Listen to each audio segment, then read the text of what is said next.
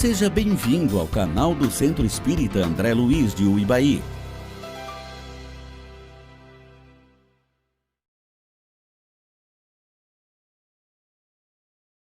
A nossa conversa de hoje vai ser sobre a caridade. Então, como tema eu coloquei lá reflexões a respeito da caridade material. E aí nós vamos conversar um pouco, uma conversa que não deve durar muito tempo, mas que possa instigar a gente a pensar nesse tema, depois quem sabe pesquisar e buscar outras palestras ou leituras que possam fazer a gente pensar sobre a caridade material. Eu já queria dizer logo de imediato, existe a caridade material e a caridade moral. A caridade moral, ela é um tipo de caridade, digamos assim, que todas as pessoas podem fazer, porque ela independe de você ter recurso material. Então a caridade moral, basta eu querer escutar alguém que está em dificuldade, basta eu querer ajudar uma pessoa a atravessar a rua, basta eu querer acolher alguém, eu já estou praticando a caridade moral, que não é essa que nós iremos falar essa noite, tá? E que não permite que ninguém se exclua, que ninguém se isente de fazer. A que nós vamos fazer é a caridade material. A caridade material, nem todas as pessoas de repente possam fazer, porque você precisa ter um pouco para dar para o outro. É de fato a matéria que vai ser oferecida para outra pessoa. Mas nós vamos ver que num país como o Brasil, onde nós temos muitas pessoas pobres, a caridade ela não deixa de ser praticada, porque tem ditados populares do tipo: só colocar mais água no feijão, e aí o que uma pessoa vai comer, os outros comem. E a gente divide o pouco que tem, mostrando que para praticar caridade material, mesmo a pessoa que está em uma situação mais difícil, ela pode também participar. Claro que vai ser mais restrito. Eu já presenciei moradores de rua recebendo lanche e dividindo o lanche com outro, porque de repente o carro foi embora, não seria mais ofertado o lanche. Então ele que não tem, pega o lanche que recebeu, que seria dele, e divide para outra pessoa e passa para o próximo. Isso é louvável e não é tão raro de se encontrar. Aí eu gostaria então da gente começar lá um pouco mais do passado, trazendo isso para o futuro, meio que uma linha histórica, para a gente pensar nos judeus, antes do espiritismo, antes do cristianismo. A nossa origem fica lá com os judeus, com o judaísmo, e tem isso escrito na Bíblia, por exemplo, lá no livro de Deuteronômio, capítulo 15, os versículos 7 e 8, que fala justamente da possibilidade, da necessidade do judeu de oferecer abrigo a um outro irmão que também segue os preceitos do judaísmo, que também é religioso, que também é uma boa pessoa, que eu possa ajudar ele se ele estiver em dificuldade material. Isso também vai estar lá no livro de Levítico, capítulo 25, os versículos 35 a 38, falando que você deve receber bem aquela pessoa que não tem recursos, e você não deve cobrar juros, não deve praticar usura com aquela pessoa que está em necessidade, e de repente você está se aproveitando da situação. Então, se eu vejo alguém em necessidade material, o judaísmo entendia ou entende que eu devo ajudar aquela pessoa, desde que ela não seja o pecador, digamos assim, que ela seja uma pessoa justa. E isso vai ser passado depois lá para o cristianismo. Nós vamos trazer essa ideia de que eu preciso ajudar o outro, de que eu preciso levar a comida, o alimento a quem não tem alimento. Isso vai ser no passado. E lá, antigamente, nós tivemos um problema que foi o seguinte: algumas pessoas entendiam que a pessoa que não era de boa vida, a pessoa que era o pecador, ele não merecia, por exemplo, receber o alimento ou que fosse ofertada a caridade material. Então, se a gente pegar lá o caso das mulheres adúlteras, das divorciadas, de ladrões ou de pessoas que à época cometiam algo que não estava no rigor da lei mosaica, aquela pessoa seria punida nesse sentido de não era digna de receber caridade não era digna, eles até usam, né, se a gente pegar lá no texto antigo, na Bíblia, não era digna de receber esmola. E esmola, a gente vai ver que tem duas origens, pelo menos. Lá no latim, de elemosine, e no grego, de elemosina, que quer dizer compaixão. Então, esmola é compaixão. É eu doar algo para o outro, mas é eu ser compassivo com o outro, eu agir com o outro com compaixão. E a gente levou muito para a questão do material, de dar esmola é pegar algo e entregar para a pessoa. Tirou a compaixão. E aí, entrando no Evangelho, entrando no cristianismo, uma das orientações que nós vamos ter, sempre que eu for praticar a caridade material, o que eu devo fazer? A orientação que tem é de que você vá de boa vontade, que você vá ofertar para o outro sorrindo, alegre, para que além da coisa material que a pessoa vai receber, ela possa partilhar da energia que você está levando, ela possa partilhar dos fluidos que você está levando. Porque a gente sabe que tem gente que vai fazer a caridade material e vai naquela do você quer tal coisa e fica assim meio que tomara que não receba, vai continuar aqui comigo. É um dar assim meio que sem vontade. E aí não é isso que o Evangelho ensina. Se eu vou doar algo para o outro, isso tem que ser feito de boa vontade, isso não deve ser feito por obrigação, né? Essa doação ela deve ser uma doação por vontade. Então o primeiro ponto que a gente deve refletir é esse: quando eu sou caridoso, quando eu vou doar algo para alguém, eu faço isso com boa vontade?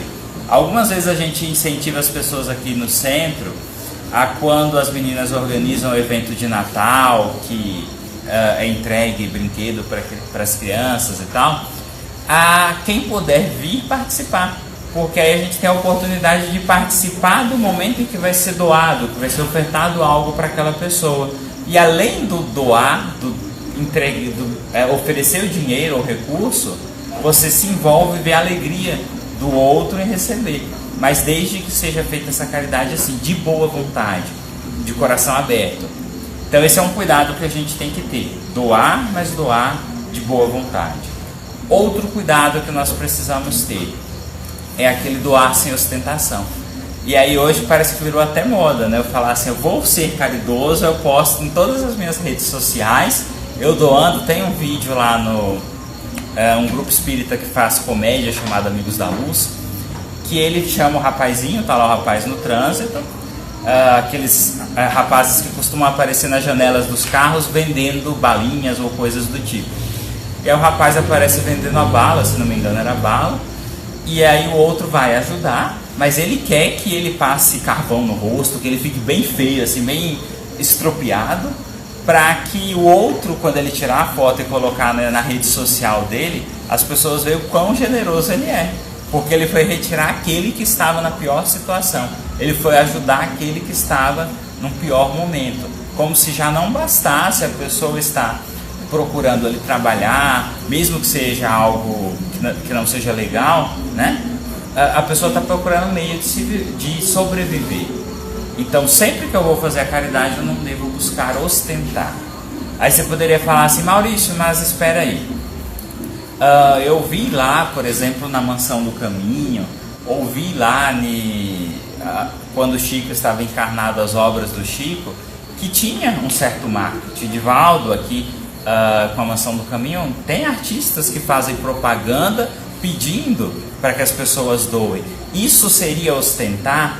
E a gente entende que não. A gente entende que quando pessoas que querem o bem da comunidade, tem um projeto social grande, e que convida outras pessoas, que mobiliza outras pessoas para participarem, é louvável, porque isso não seria ostentar. A mesma questão aqui das nossas campanhas do centro, quando o centro vai lá e fala, olha, se você tiver brinquedo, nós vamos fazer o Natal, ou bazar, quem tiver roupas, calçados, que você tiver na sua casa que você não use, a gente divulga. Mas o intuito não é esse, o centro espírita, as pessoas que estão lá são generosas, nossa, como são bondosas. Não é ostentar, nós vamos somar esforços. Quanto mais pessoas se envolverem, melhor. Aí entra outra parte. A gente sabe que existem empresas, pessoas físicas, que buscam fazer a caridade não porque quer, mas porque de repente é um comercial bacana para o meu negócio. Então eu falo, vou doar para o outro e vou mostrar, gravar, fotografar quantas vezes for possível, para que as pessoas vejam o quão eu sou caridoso, para que as pessoas vejam o quão eu sou bondoso. E de repente a pessoa está ali doando de má vontade. A pessoa está ali doando, falando, será que eu vou ter retorno? Será que toda essa propaganda vai me compensar? Eu terei um lucro para pagar tudo isso?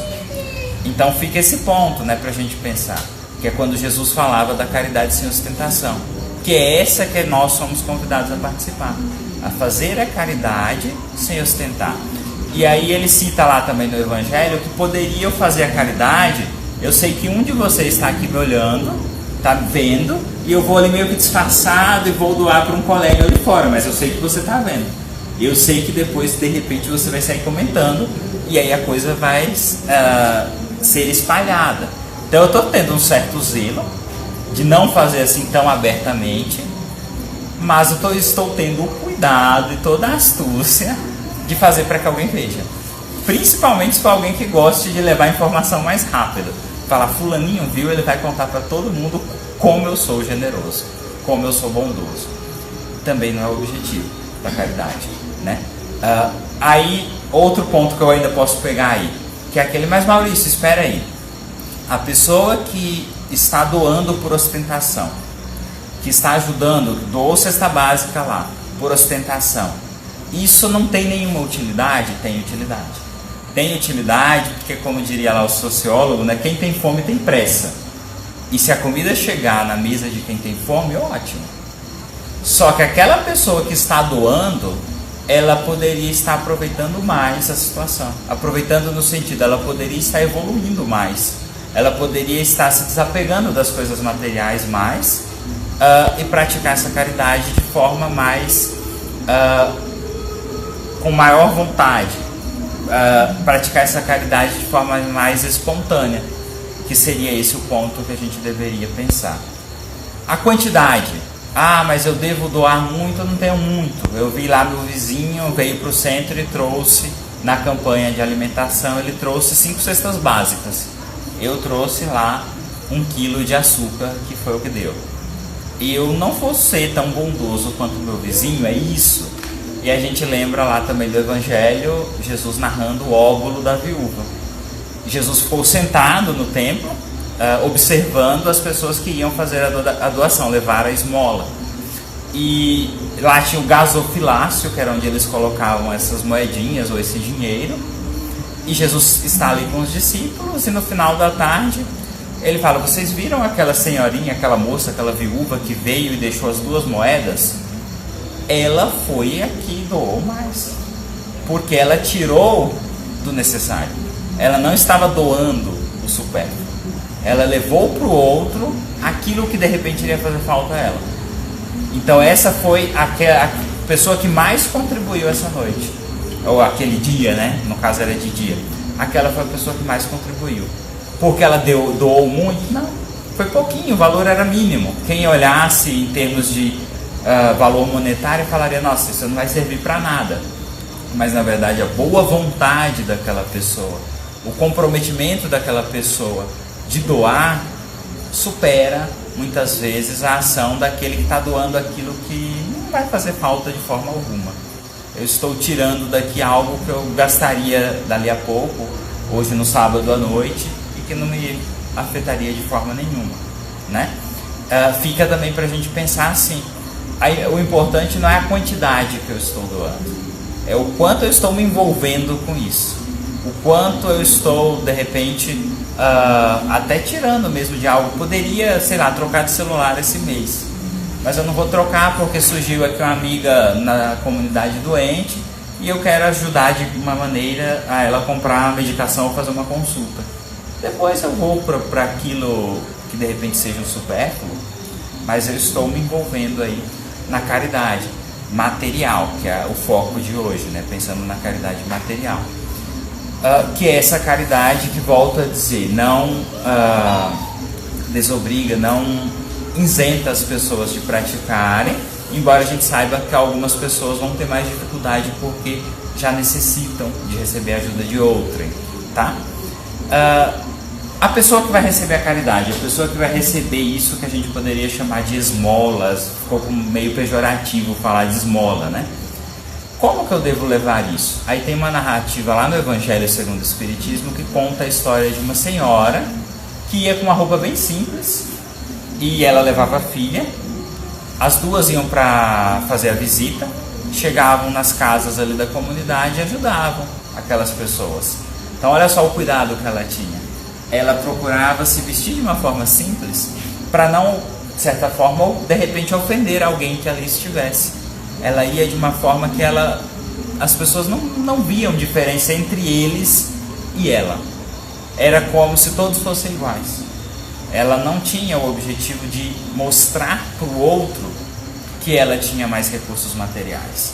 E nessa mesma história, a mocinha também queria doar algo.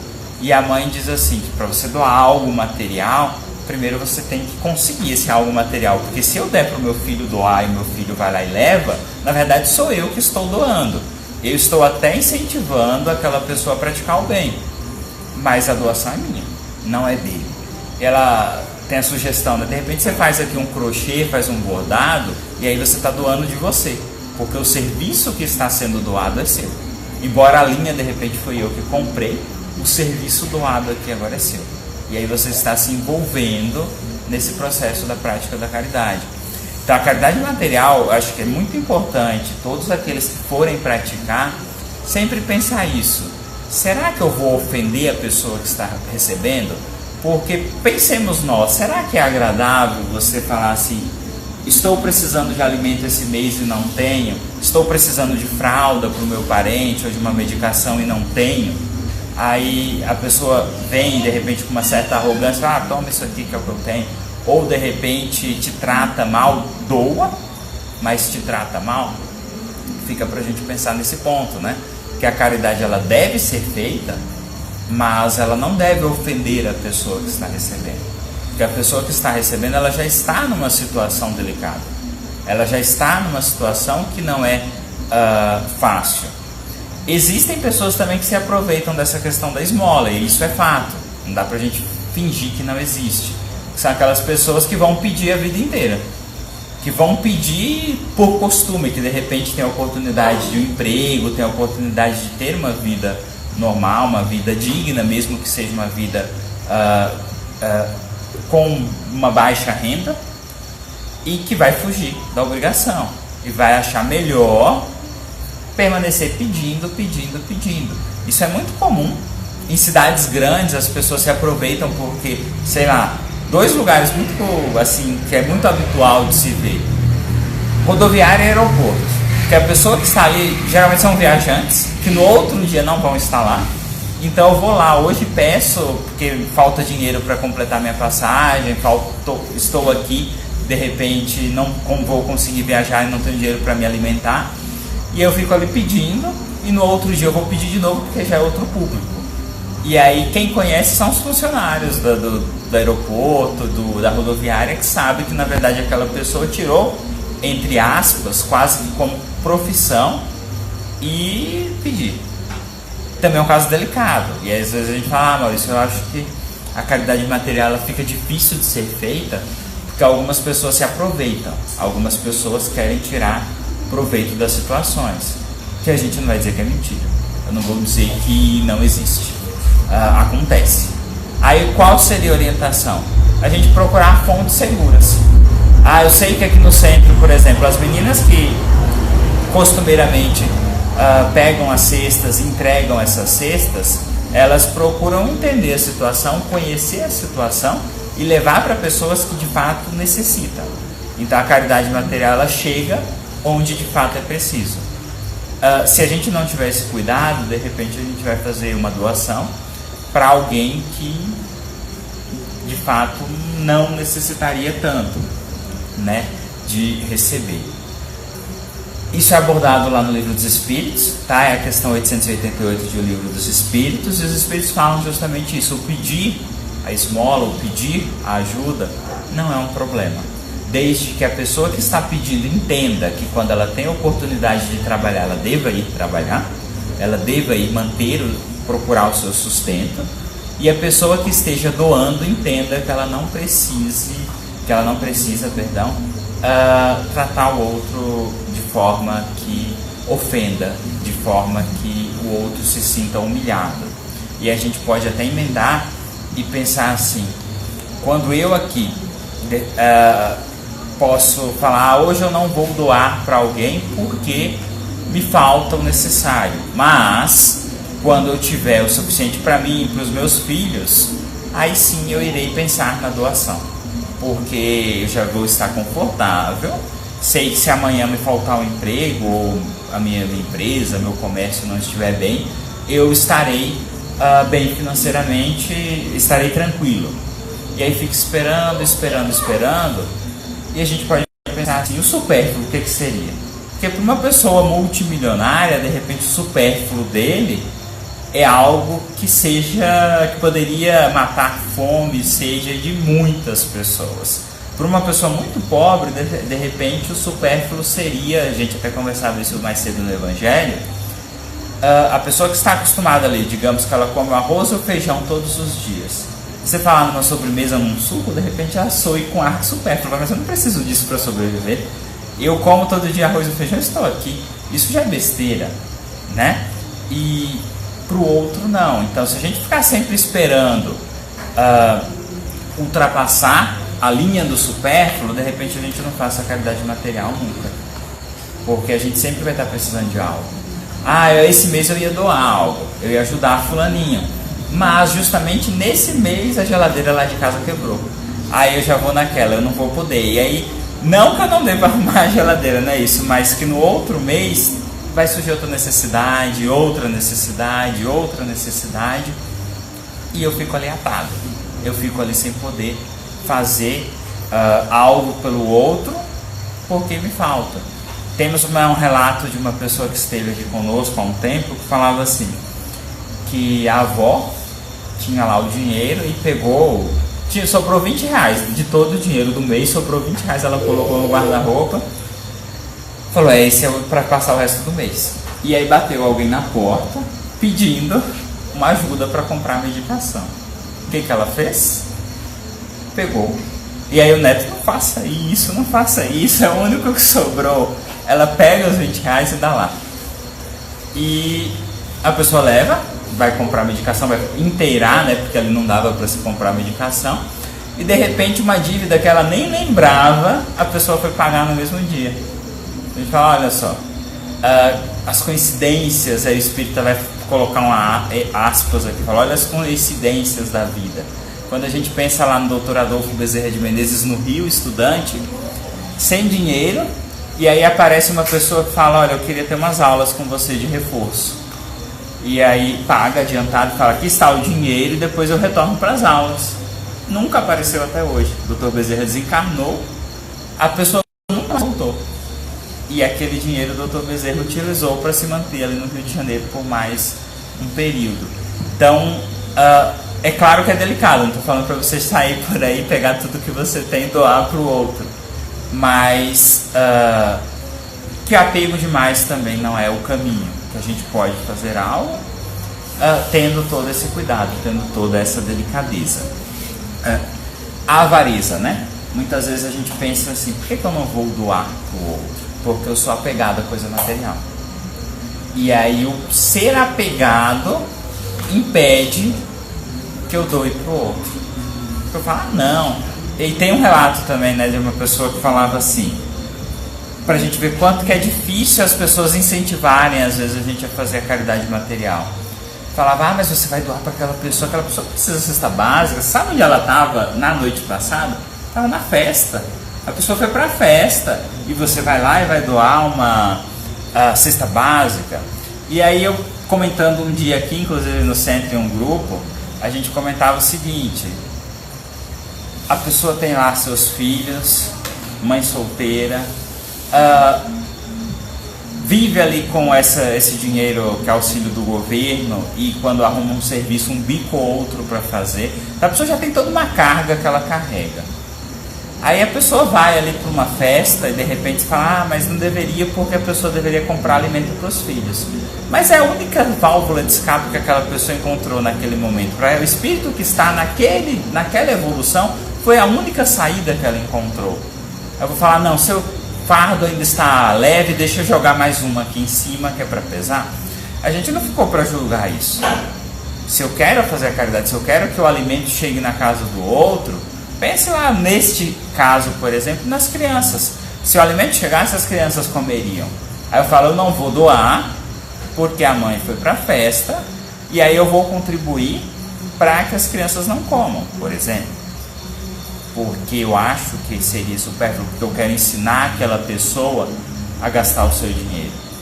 Então, todas essas delicadezas, quando a gente mora na cidade menor, elas ainda se tornam mais evidentes, porque a gente conhece mais as pessoas, e que pode desmotivar, que pode falar, não, fulano não precisa, e muitas vezes esse fulano não precisa eu não quero dar, que é onde eu queria chegar na questão da avareza, né?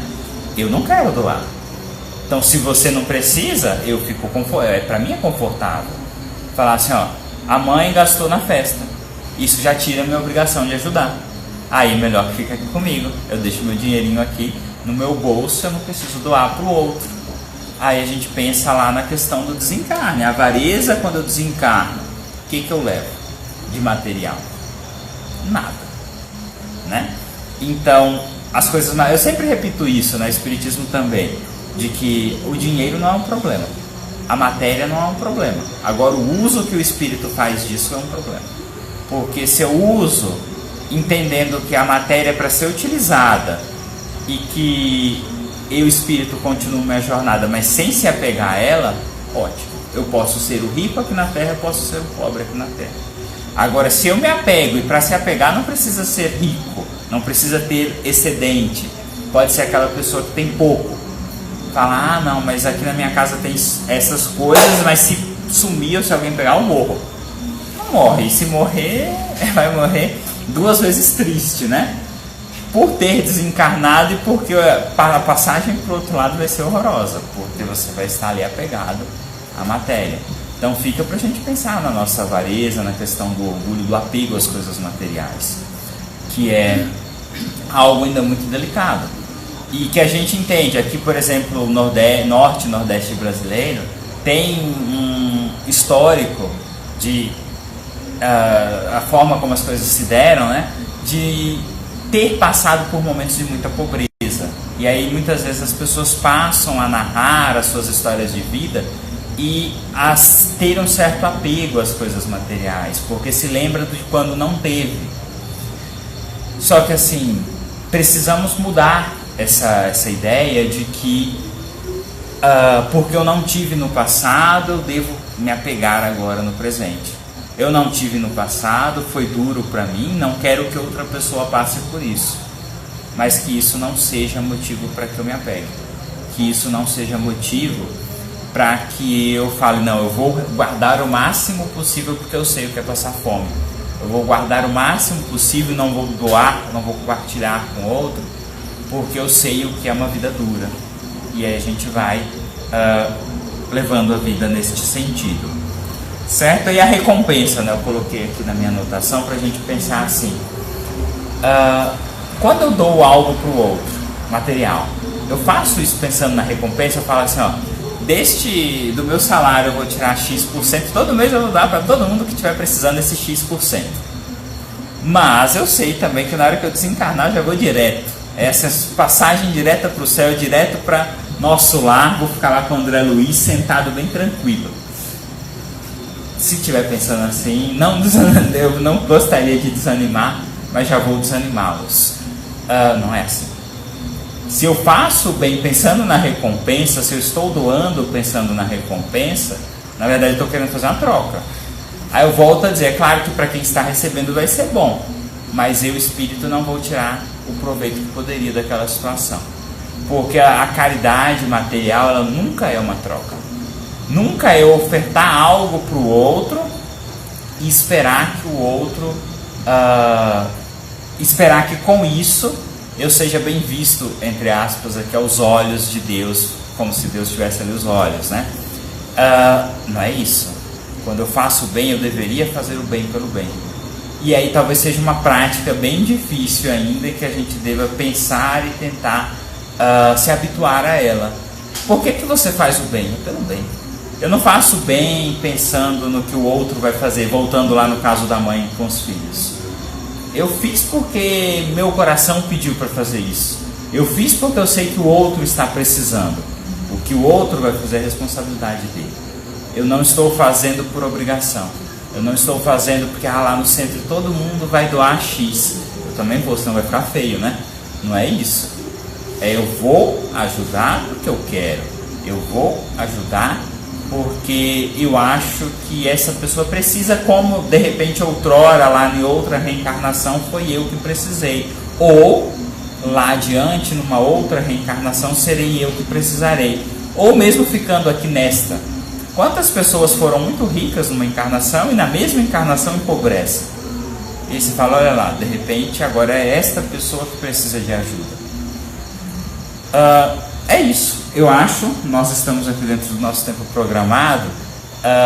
Eu queria tocar a caridade material em alguns pontos, uma conversa assim, meio que uma reflexão a respeito dela. E aí, a partir desse momento, então, a gente abre para comentários, perguntas, e a pergunta é sempre naquele sentido. Caso eu não saiba responder, em algum momento eu respondo. Depois que eu pesquisar, eu trago a resposta. Não vou me comprometer a responder todas as questões, porque não tenho conhecimento para isso. Perguntas, fiquem à vontade.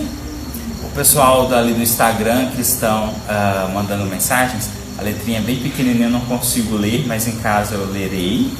E vocês que estão aqui, fiquem à vontade, caso alguém queira fazer algum comentário, sinta-se à vontade. É que não tem ninguém não. Não? Lembrando, então eu faço um comentário. Lembrando lá, Paulo, apóstolo Paulo, quando ele fala na caridade, uma palavrinha que Paulo usa, que é ágape do grego, e que pode ser traduzida como caridade ou como amor, essa palavra, ele chama a atenção justamente de que a caridade, ela é a virtude teologal mais importante do que a fé e do que a esperança.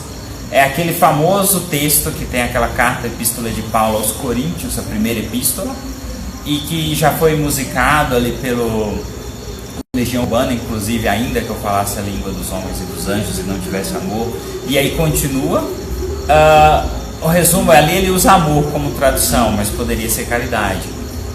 Paulo chama a atenção justamente para a gente lembrar que a caridade é a virtude mais importante. O Espiritismo traz lá que fora da caridade não há salvação.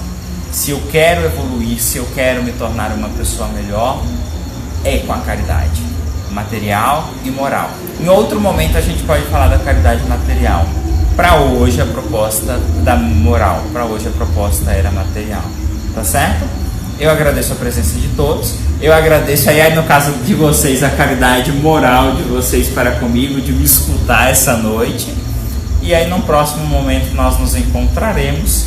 Até a próxima semana. E que eu faço a prece ainda assim que encerrar aqui. E é isso.